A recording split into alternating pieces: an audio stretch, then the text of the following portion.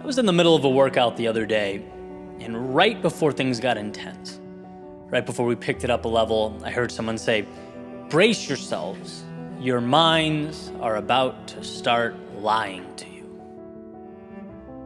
Now, note, the message was not, brace yourselves, you're about to lose focus.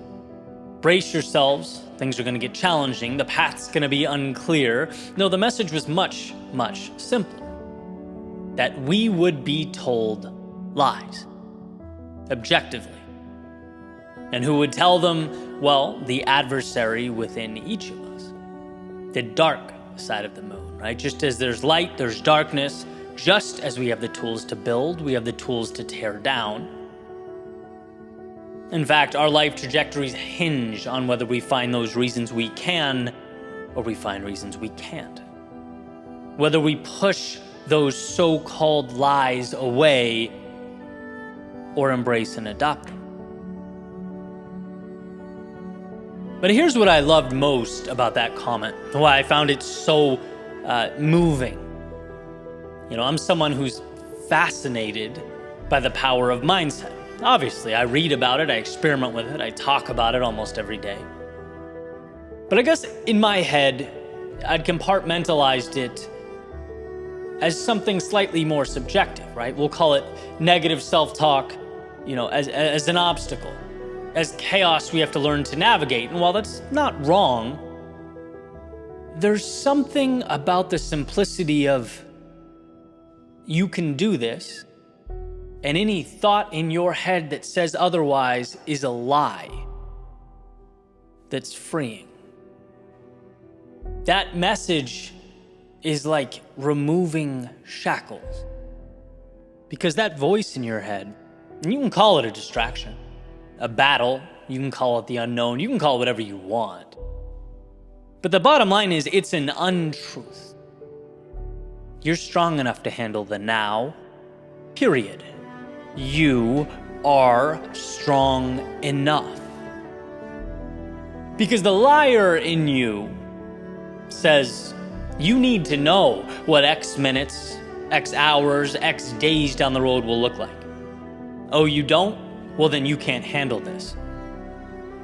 It says, you need to sustain this pace or maintain this momentum. Imagine how bad that will hurt. You see that? You can't endure that.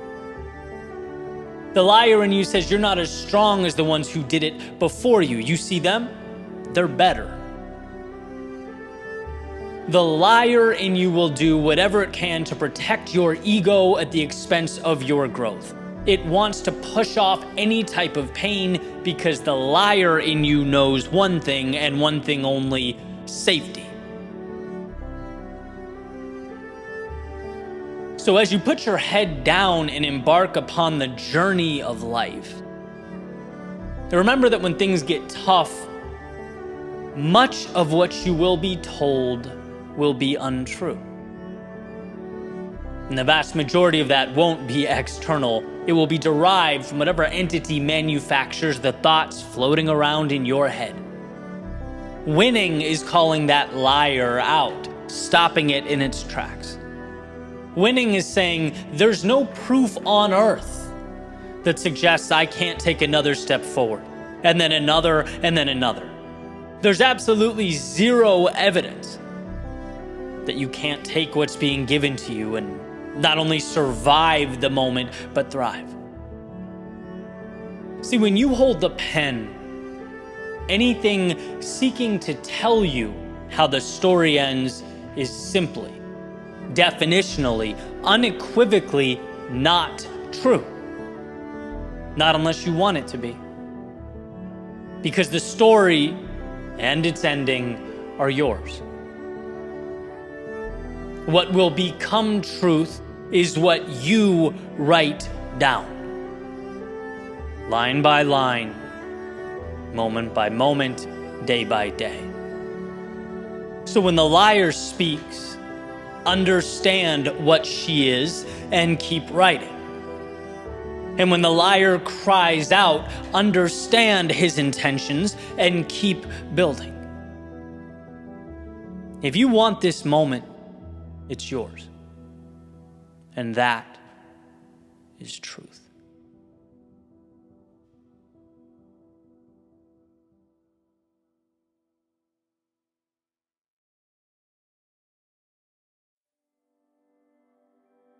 I recently heard someone say, it's not about doing your best, it's about doing what's required. Are they different? Very. Here's my take. Doing your best has an emotional component attached to it. It's subjective. What exactly is your best? Well, it's a story that you tell yourself. A narrative opening the door to limitation. I've always found that when we put our backs against the wall and venture into scenarios where it's essential that we get something done, we somehow always find a way. When we leave no plan B for ourselves, we are required to make plan A work. And so we do. It's a testament to both the resilience and power contained in the human spirit, as well as the reality that we can astound ourselves when we're unwilling to take no for an answer. That it's not the resources that are the problem. It's usually our unwillingness to move forward into the dark, our hesitance to try, explore, test, build, and rebuild. Actions that are surprisingly unrelated to one's best and have everything to do with accepting nothing less than an identified outcome. One of the reasons I fell in love with the sport of running is because it reinforced this notion in my life. It became the template with which I could repeatedly amaze myself. I talk a lot about earning confidence. And oh, how I earned it. Step by step, mile by mile, day by day, in the sun, in the rain, in the desert, in the woods, through city streets, all over the country and the world, I came to understand the relationship between the turbulence of now and the satisfaction of later. It was on those days I'd push beyond my usual level of comfort, when that cloud of pain and agony would hover over me. I couldn't even really point to where my body hurt. It just all seemed to come together into this one giant hell, and to learn that I could not only endure that, but grow in those moments. To see myself rise above any preconceived notion or understanding of best in order to defeat my demons, conquer the day's objective, it changes the way you see yourself in the world. Now, could onlookers be tempted to call these self-created goals arbitrary, even unnecessary? Sure, and I get why they would, but I'd also completely disagree. Those days were a masterclass in doing what is necessary. Realizing that when you shut your rational brain off and don't give your mind a chance to talk your body out of it, you can see just how powerful you are. You realize that story of your best is nothing more than a house built on sand. Life is not about that story you've told yourself. It's not about your personal records and peak performances, what you think you can do or how far you think you might be able to go. It's about not stopping in the moments when it hurts. Doing what is required, a decision that compounds over time to create what was once impossible. One of my favorite quotes is by Admiral William McRaven, an absolute hero of mine. And funny enough, he says, if you want to change the world, you must be your very best in your darkest moments. And what a beautiful idea, to rise when life presents its periods of turbulence. And sure, it may be a matter of semantics, but in those moments of darkness, I think of your best, not in the traditional sense, not as a personal metric, but as a willingness to do what must be done, a removal of the spotlight from you altogether and instead point it directly at the road ahead, at the task at hand. When you choose to make the journey not about what you can and cannot do, but instead make it about what must be done, the universe, as Paulo Coelho has so elegantly stated, conspires to make it happen. I think back to my journey, and at so many periods my best wasn't good enough. I was so lost and so overwhelmed that the only thing I could do was not stop moving. That was my superpower, simply trudge through the fear of things falling apart, the nagging pride and hurting ego. And what I learned was that life is no different than all those miles I'd put in running. How I felt, or what my previous capabilities were, what I deemed my best to be, it was all noise, it was all irrelevant. What was required was that I move forward through the chaos and to something better, and so I did. And in your world, so can you. The stories we tell ourselves are so powerful, and in many ways valuable in our journey through life. But there's one narrative that eliminates the necessity of so many others. You can get to the top of whatever mountain you are seeking to climb so long as you do not stop. So long as you let go of the limitations tied to your quote-unquote best and instead do what is required to get there. You'll see how adaptable and transformative that best really is. How it's a lagging indicator. It will take time, but you're capable of being patient. And it will have its moments of chaos, but you are capable of weathering those storms. It will present obstacles that leave you unclear, uncertain, sometimes unprepared, but you're capable of picking your head up and moving through that haze. What you know of yourself now is a fraction of a fraction of a fraction of what you're capable of doing. And how far that goes will be determined not by putting a stake in the ground and calling it your personal best, but as Emerson has said, by hitching your wagon to a star and pulling yourself towards its light, a little bit at a time.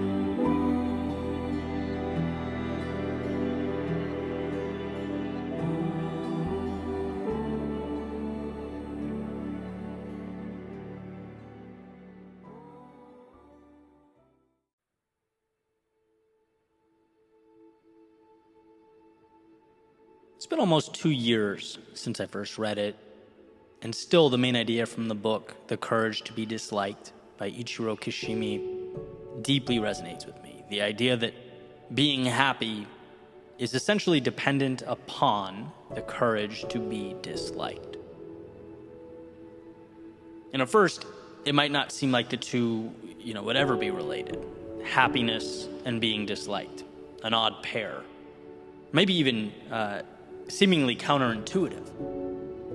Until you realize that happiness comes from such a personal, authentic place that allowing the expectations of others to chart your course means that you'd probably never arrive there.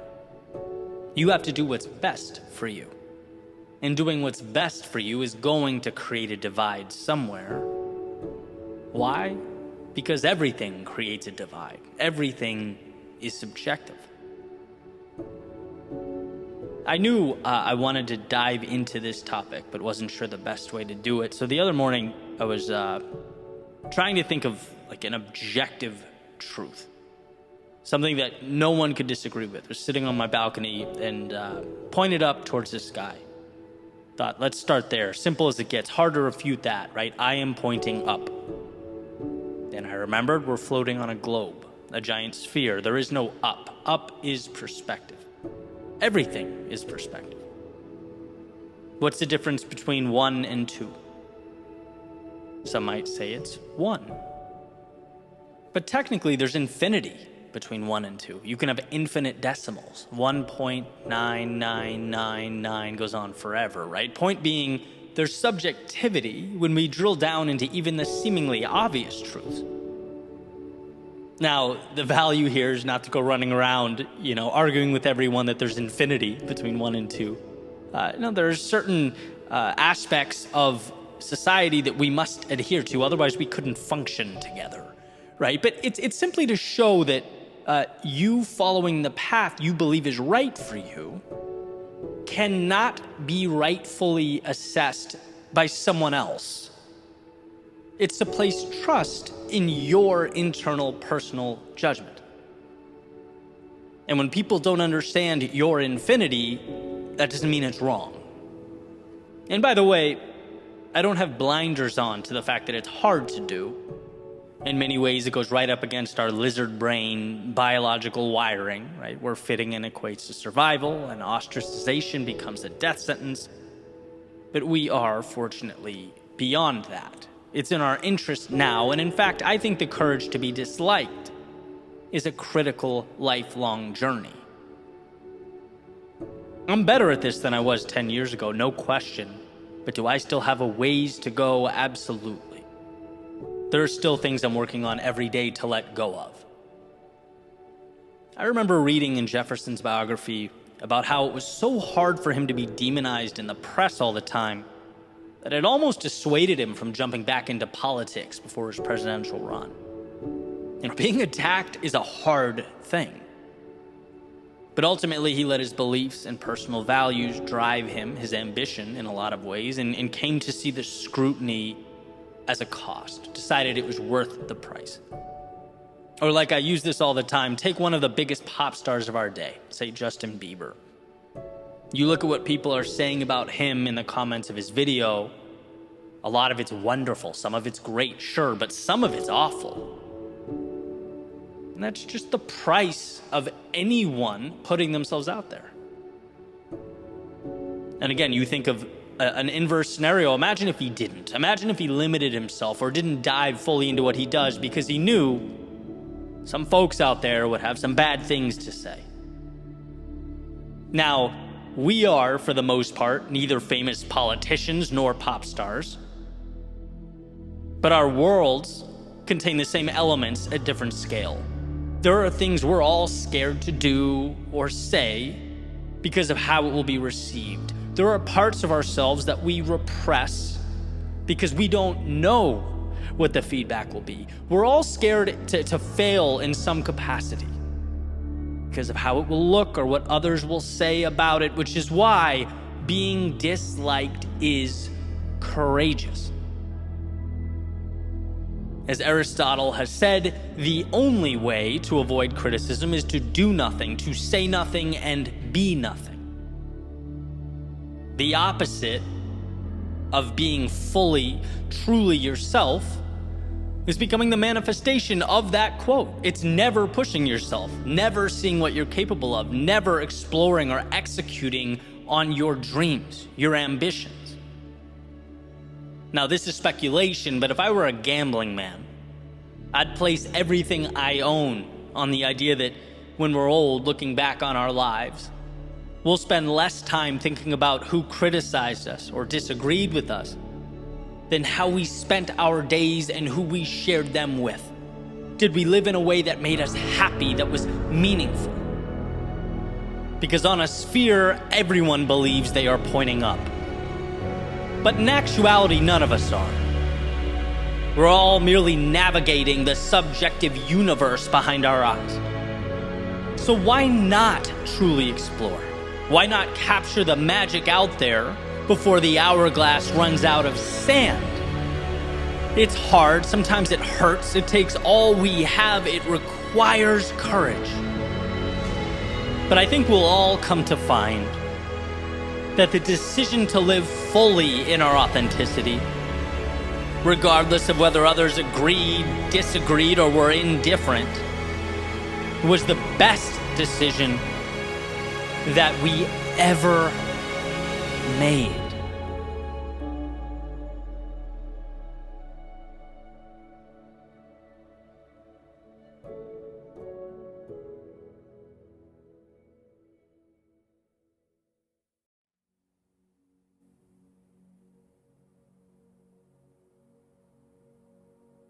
There's an old quote that states 80% of life is showing up.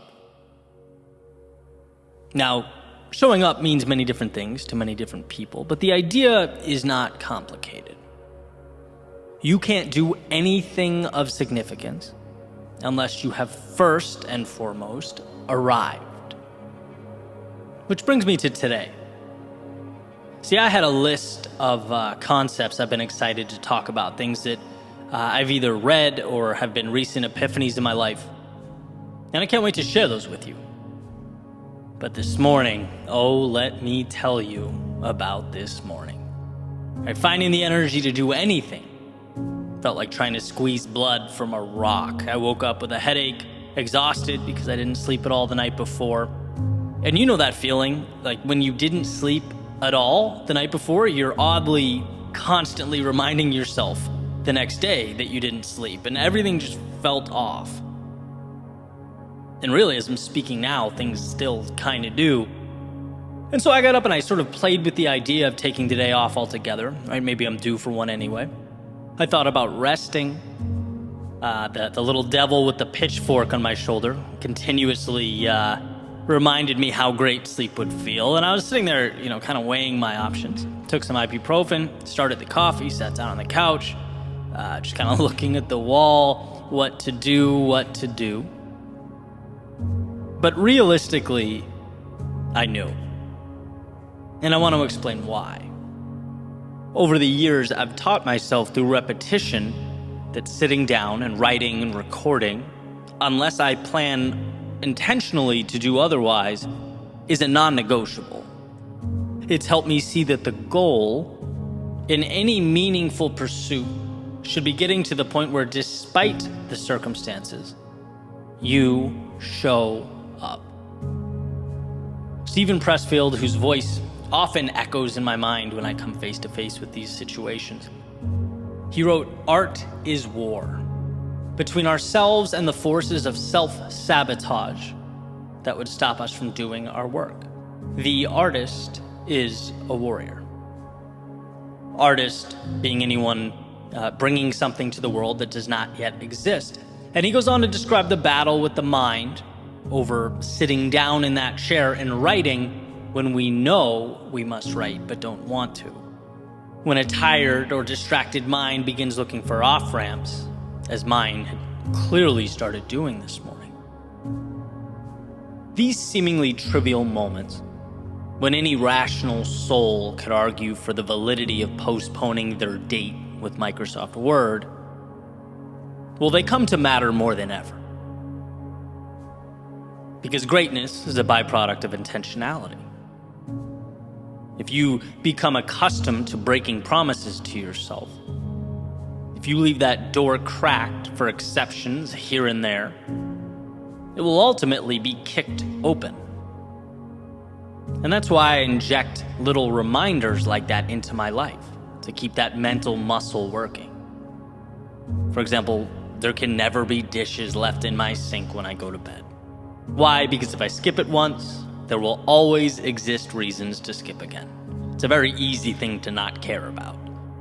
Because here is the reality. Progress is a lifestyle. Growth is a lifestyle. At least if we're talking about any meaningful type of evolution. I just finished reading It Takes What It Takes by Trevor Moawad. One of those 3 to 5 hour listens on Audible, depending on how fast it's playing, really packs a punch. And I'm going to be diving into a few of his concepts a little more in the coming weeks, but one thing he discusses that I found incredibly valuable is the illusion of choice. And what the illusion of choice highlights is that there are a set of behaviors that must be carried out to be effective. The idea of alternate routes is an illusion. There are no choices when it comes to what's necessary. We know what must be done to win. Now, knowing that is one thing. Knowing that and having to propel yourself to action when you feel like garbage is something different entirely. But that's why it's so valuable to get to that place where you can take the emotion out, remove the internal deliberation, and automate the things you know are going to help push you to be that better version of yourself. In other words, you show up for you, period, and that is a non-negotiable. That's the level we all need to get to. And I'm thinking about this, drawing parallels to a lot of different aspects of my day, right? The interval training I have this afternoon. When you're exhausted, 40 minutes in, and are switching from squats to mountain climbers or whatever it is, right? Instructor makes the announcement. I don't think about anything. I don't give myself a chance to try and rationalize any weakness. I know, if this is important to me, keep that door shut. No thinking, just doing next. Simply doing what you always do, what you've signed up for, cannot be self-perceived as some monumental sacrifice. No, it's just what you do. It's neutral. Sometimes you feel like it, sometimes you don't. But you do what you do. And that puts you on track to accomplish some incredible things. And so remembering this ultimately pushed me through that studio door this morning and placed me down right in front of my mic. Sure, I had to adjust some things. Definitely picked some, mellower music. There's going to be no crescendos today or my head will explode. But this is not torture. In fact, I'm really happy with the way the episode's turning out. I would have missed out on something that I think is going to be pretty valuable in a variety of ways. But what I'm telling myself is that this is not a victory. It's certainly not defeat. It's just what I do. And so the question worth asking yourself when facing the adversity life presents, in whatever arena you are in, is, are you willing to show up for you? Can you turn that internal deliberation switch off when it comes to the necessities before you? Minimize that rationalizing that I battled with this morning. We don't need or want that. There should be no thinking, no cracked doors, no metaphorical dishes in the sink. If you decide something is important and you sign that dotted line, when it's time to execute, you act. And then you move directly onto the next. The goal is to not even negotiate with weakness. Now, that's not to say Pressfield's aforementioned war of art won't rage on as you journey to the new horizons you've set out for. But just like anything, it's an understanding that will help you focus, will help you say no to the distractions and the minutia, and continue writing your story, constructing your reality line by line and piece by piece.